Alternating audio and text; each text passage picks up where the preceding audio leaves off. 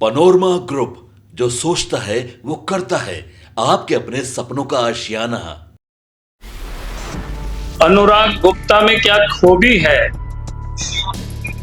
कि उनको अभी भी वो डीजीपी बना के गैर कानूनी ढंग से रखे हुए, यानी जिनको 26 महीनों तक निलंबित रखा, आज उनके प्रति आखिर ये सारे जो प्रेम का क्या कारण है देश में। सिर्फ झारखंड ही एकमात्र पहला राज्य है जहां बिना डीजे के चलता। आज आप सब लोगों के बीच आए हैं। आज 2 तारीख है, यानी हम कह सकते हैं पिछले 2 दिनों से झारखंड प्रदेश डीजीपी विहीन हो गया। हमें लगता है कि देश में सिर्फ झारखंड ही एकमात्र पहला राज्य है जहां बिना डीजे के चलता है। और डीजे के ऊपर भी कई एक जिम्मेवारी थी उसके, एक तो पुलिस विभाग के भी थे, सीआईडी के भी थे, एसीबी के भी थे। तो एक प्रकार से ये जो राज्य में पुलिस कप्तान विहीन प्रदेश हो चुका है। और ये हम ही कह रहे हैं, ऐसा नहीं है, क्योंकि भारत सरकार ने 22 अप्रैल को ही राज्य सरकार को पत्र लिख दिया है कि वो 30 तारीख को जो यहाँ के डीजीपी अनुराग गुप्ता थे वो रिटायर कर रहे हैं।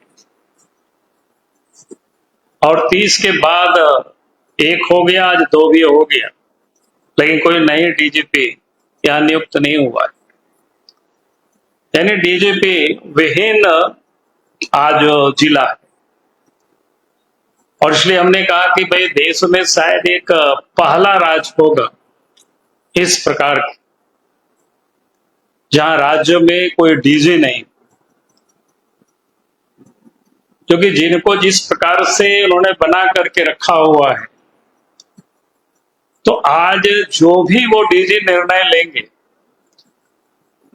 डीजे के रूप में, तो बिल्कुल वो विधि सम्मत नहीं होगी, कानून का वो बिल्कुल विपरीत होगा।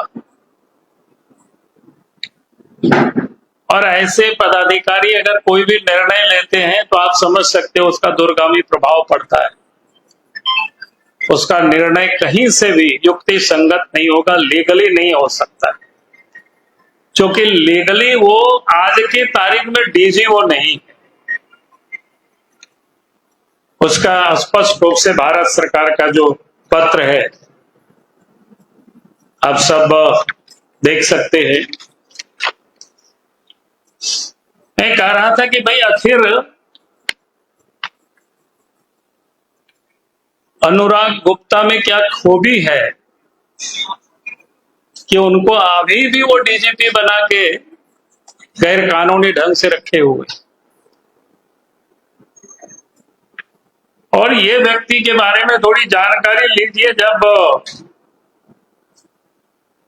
बिहार के जमाने में भी उनके ऊपर गया में मगध यूनिवर्सिटी का जो पुलिस स्टेशन है, वहां भी इनके ऊपर केस है। वहां तो 420 तक का उनके ऊपर आरोप लगे हुए। जो पुलिस अफसर एक भ्रष्टाचार, पक्षपात करने के आरोप जिनके ऊपर हो, गड़बड़ करने का भी आरोप हो, और हेमंत सोरेन ने खुद जब पहली बार मुख्यमंत्री बने तो 24 फरवरी 2020 से लेकर के 9 मई 2022 तक, अर्थात 26 महीना तक इसको निलंबित रखा था। कोई दूसरे लोगों ने कोई निलंबित नहीं रखा था, हेमंत सोरेन ने रखा था। और जो व्यक्ति 26 महीनों तक निलंबन रहा और उसके बाद निलंबन समाप्त हुआ, तब फिर हेमंत सोरेन ने फिर नियुक्ति दिया। यानी जिनको 26 महीनों तक निलंबित रखा, आज उनके प्रति आखिर ये सारे जो प्रेम का क्या कारण है या क्या मजबूरी है उनको डीजी बनाए रखने के लिए, जो एड़ी चोटी का लगाए हुए है। तो उसका हमने पता करने की कोशिश की। आखिर इस अफसर में कौन से ऐसे पंख है जिसके कारण से हेमंत सोरेन ने इनको यहां बैठा के रखना चाहते। तो मैं आज चाहता हूं कि वो सस्पेंशन भी थोड़ा मैं समाप्त करूं ताकि आप सबको ध्यान में आ जाए। आप सबको पता है कि झारखंड में ईडी की जांच चल रही और ईडी ने भी कई एक भ्रष्टाचार की उन्होंने खुलासा किया और उस भ्रष्टाचार में जो भी लोग शामिल है उन सब लोगों को के ऊपर प्रोसिक्यूशन सैंक्शन के लिए जो ईडी ने लिखा है उसमें से लगभग 10-12 अफसर है।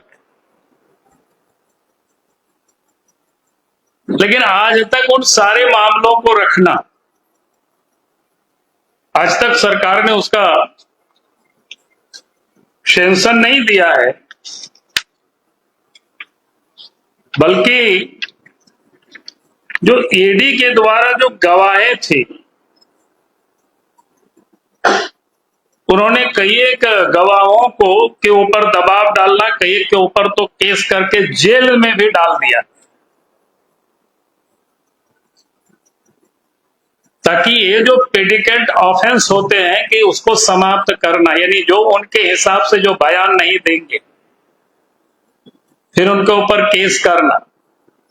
पूर्व में भी आप सबको जानकारी है कि ईडी को डेमोरलाइज करने के लिए उन्होंने क्या क्या किया था कि ST/SC एक्ट के तहत यहां मुकदमा भी दर्ज किया गया। वो आप सबके संज्ञान में सिर्फ मैं लाना चाहता हूं। तो अब समझ में आता है कि इनके साथ जो अंडर हैंड जो डीलिंग है हेमंत सोरेन और अनुराग गुप्ता के बीच, कि आप करप्शन से हमें बचाओ और जो भी लोग करप्शन के विरोध में या करप्शन के लिए लड़ते हुए ईडी को साथ दे रहे ऐसे अफसर, ऐसे लोगों को जेल में डाल देना, उनके ऊपर जो केस मुकदमा है उसको समाप्त करने के लिए दबाव डालना, तो ये आम बात है। जो कि जिस प्रकार से इनको डीजी नियुक्त किया है और जिसका उन्होंने जो आधार दिया है, कोई एक भी उनका आधार पूरा नहीं होता है। क्योंकि इनको चुनाव के पहले इनको एक प्रभारी डीजी बनाया था, आप सब लोगों के जानकारी के लिए। लेकिन इनके ऊपर जो इतने सारे जो फ्रॉड हो, गड़बड़ करने वाला व्यक्ति हो, तो इलेक्शन कमीशन ने इनको हटाया और हटाने के बाद भी आपके संज्ञान में मैं लाना चाहता हूं, जो इससे पूर्व के जो डीजी थे उनको भी प्रभारी बनाया था, लेकिन इलेक्शन कमीशन ने उसको नहीं माना और उसको फिर अस्थायी डीजी बनाया गया, पूर्व के जो डीजी थे। और फिर चुनाव जैसे समाप्त होता है और चुनाव समाप्त होने के बाद हेमंत सोरेन की सरकार, हेमंत सोरेन के नेतृत्व में जैसे ही सरकार बनती है, 28 नवंबर 2024 को फिर से इनको प्रभारी डीजी बनाया जाता है और 2 फरवरी 2025 को इनको रेगुलर डीजी बनाने की घोषणा की जाती है। मैं ये बात इसलिए कह रहा हूं क्योंकि ये 6 महीना का भी वो कोई समय नहीं होता है। और इसलिए जो भारत सरकार का मंत्रालय है, उन्होंने साफ तौर पर सारे विषय को उन्होंने लिखा है। जितनी भी प्रकार के वो परीक्षण हो सकता है कि वो डीजी रह ही नहीं सकते। और अखिल भारतीय जो सेवा नियमावली है 1958, नियम 16(1) के तहत आईपीएस अधिकारी की सेवानिवृत्ति की आयु वो 60 साल निर्धारित है। और उसके हिसाब से 30/4/2025 को सेवानिवृत्त होने वाले हैं। तो भारत सरकार ने इनका सेवा विस्तार यानी आगे नहीं दिया, यानी समाप्त कर दिया, और इसके बाद भी इनको बनाए रखे हुए।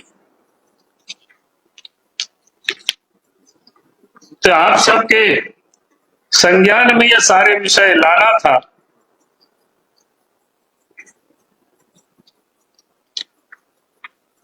ईडी के गवाहों को तंग करना,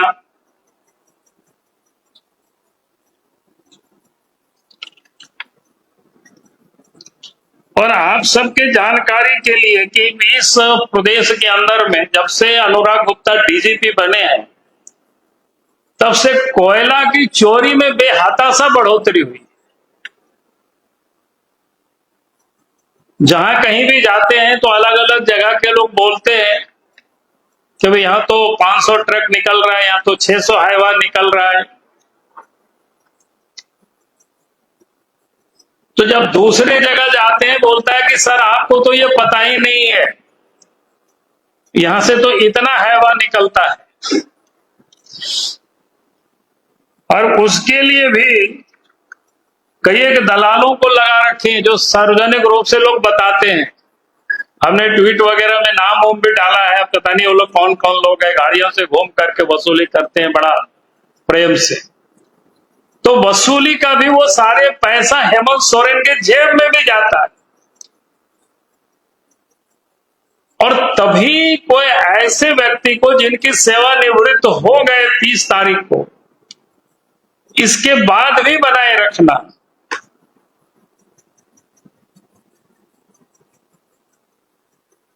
तो ये आप समझ सकते हो कि आज झारखंड बिना डीजी के चल रहा है, तो इस राज्य का क्या होगा स्थिति।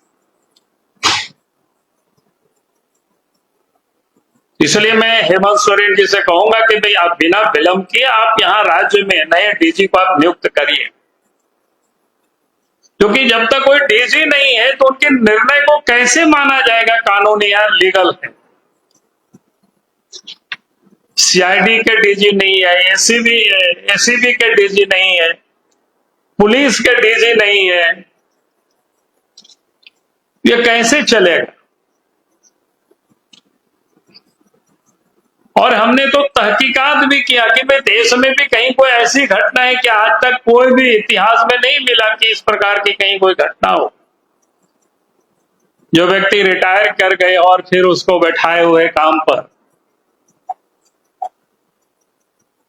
तो आज लगा कि मैं आप सबके समक्ष ये सारे बिंदु को रखा हूं। बाकी मैं डिटेल इनसे कहूंगा कि ये पूरा पत्रक ही, जो कि मैंने खाली आपको बीच बीच का कंटेंट बोल दिया, आपको लिखने में कोई दिक्कत नहीं हो, तो इनको मैंने कहा कि वो पूरा पीडीएफ फाइल ही सबको आप दे दीजिएगा बना करके, तो आराम से सब लोग लिख सके, ताकि झारखंड की जनता भी और देश की जनता भी जान सके कि झारखंड कैसा चल रहा है। झारखंड विधि सम्मत चल रहा है, लीगल चल रहा है, कहीं इलीगल चल रहा है।